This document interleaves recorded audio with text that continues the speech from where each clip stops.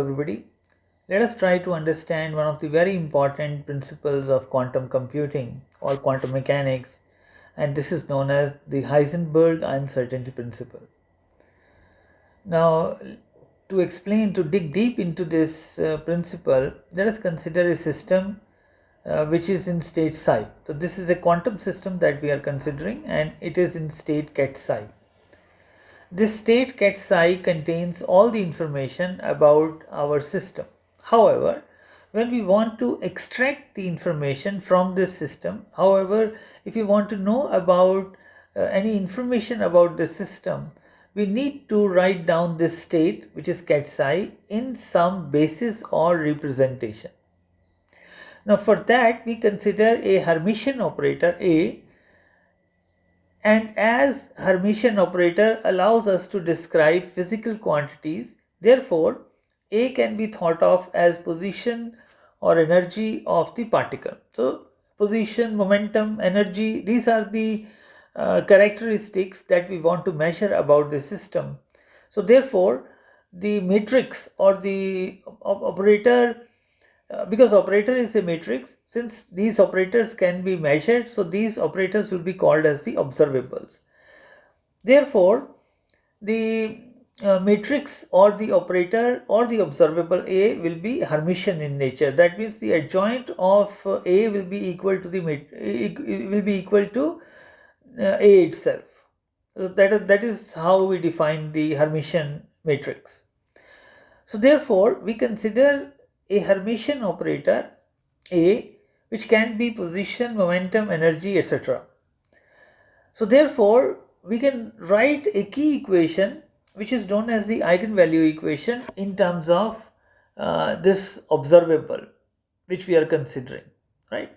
And let us say the system is in state ket psi and we consider two observables or two operators A and B. For operator A, we can write the eigenvalue equation as A ket un equal to lambda n into ket un. So lambda n are the eigenvalues of this operator A, and ket un is the eigenvector corresponding to one eigenvalue, or we also call this as the eigenstate, or we will also term this as the basis or the system representation in U basis. And similarly, we will write for the eigenvalue equation for operator B, where B ket Vm equal to mu m ket Vm. So ket Vm are the eigenstates corresponding to the eigenvalue mu m, and we are writing the state of the quantum system. The state is ket psi, and we are writing the state in terms of V basis. That means the eigenvectors or the eigenstates are represented with ket Vm. So it can be ket V1, ket V2, ket V3 corresponding to the eigenvalues mu1, mu2 and mu3, and similarly the same analogy goes for the operator A also. So that means we are representing the same quantum system which is in state ket psi with two eigenvalue equations for two different observables. And this is how we can express the quantum state in terms of the expansion coefficients in U basis, and this is how we can express the quantum state in terms of expansion coefficients dm in terms of the V basis. And this is how we can obtain the coefficient values Cn and dm. So therefore, lambda n are the eigenvalues, so mu ket un are the eigenvectors, and similarly, as I have already described about these terms.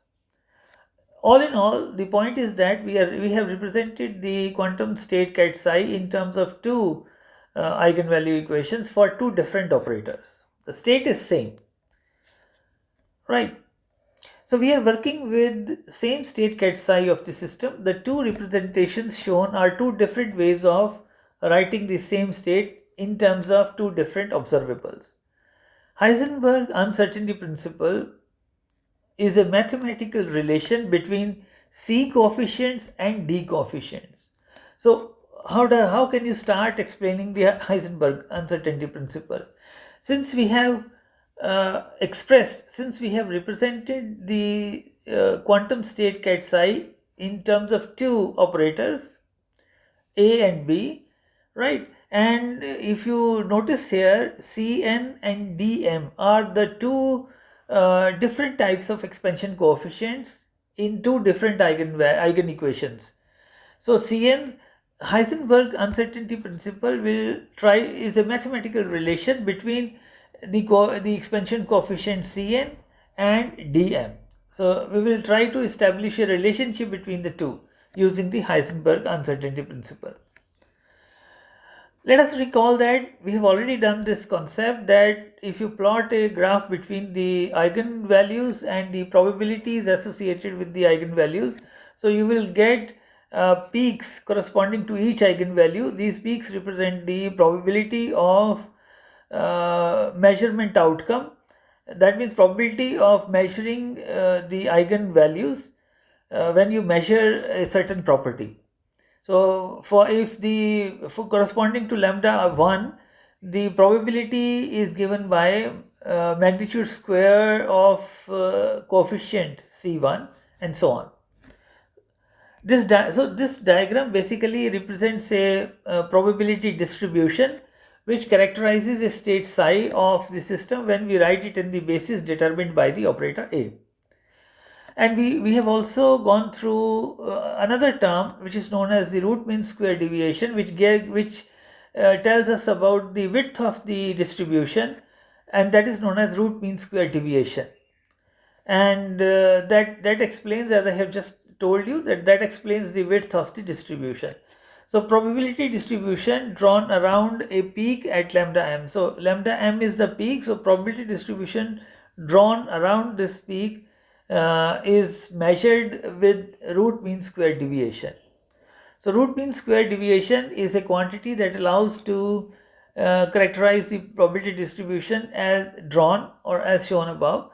Root mean square deviation of A in states cat psi is called delta A, and it is given by the square root of the square of mean square deviation.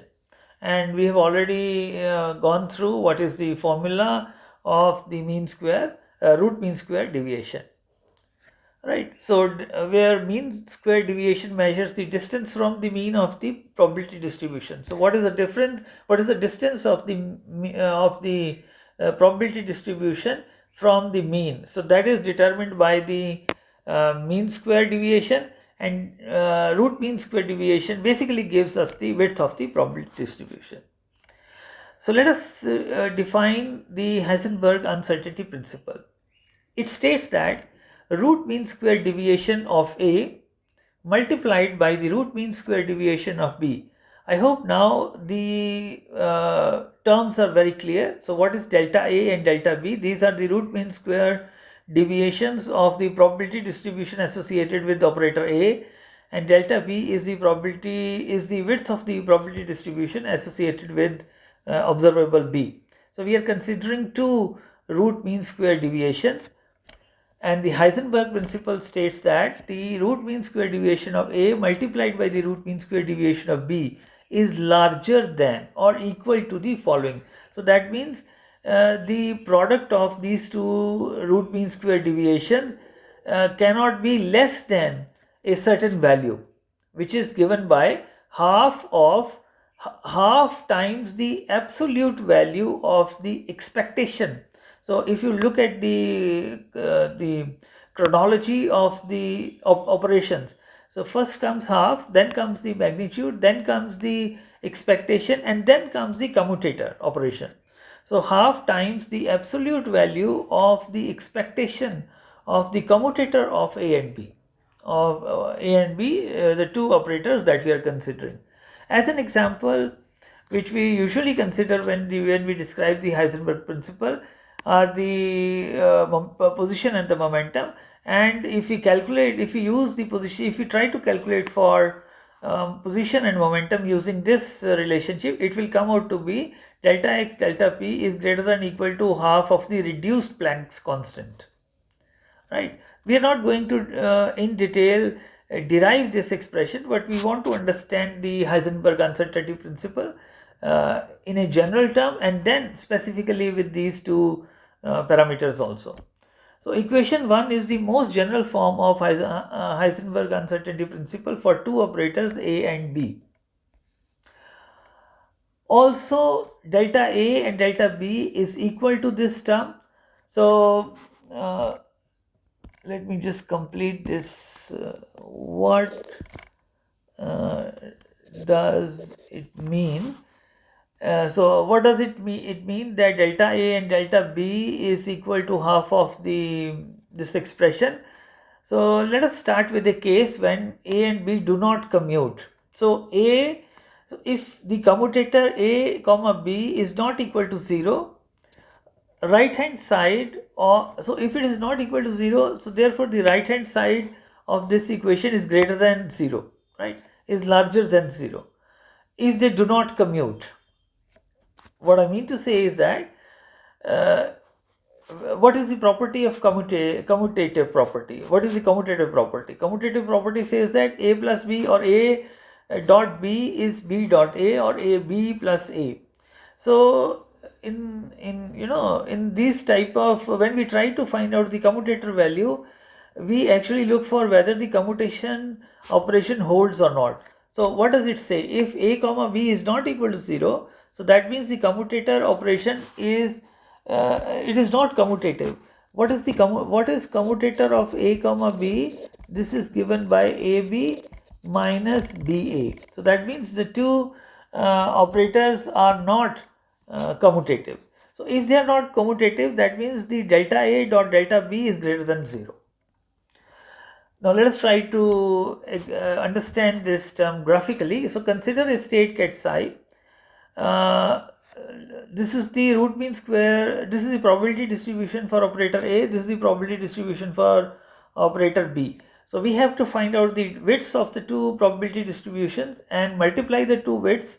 So delta A and delta B, and they have to be greater than certain minimum value. The two distributions represent the same state in ket psi, but into two different bases. So this is for U basis and this is for V basis.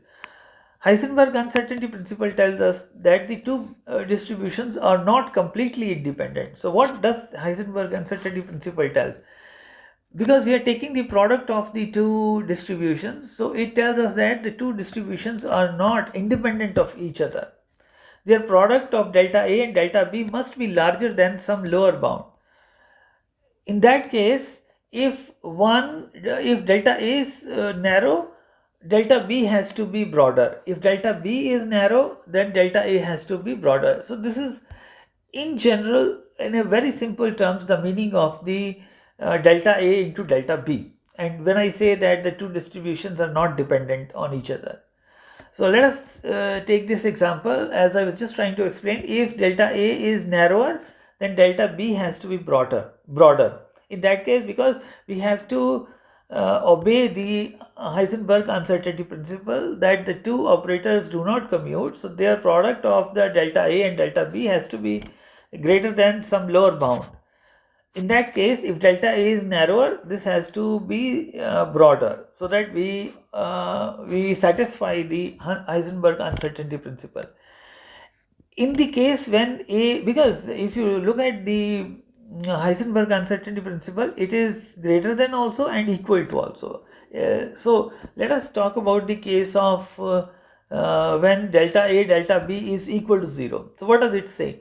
When delta A when A comma B is 0, that means the two operators, when delta A delta B is equal to 0, that means the quantity that leads to delta A delta B equal to 0 is basically the commutator operation.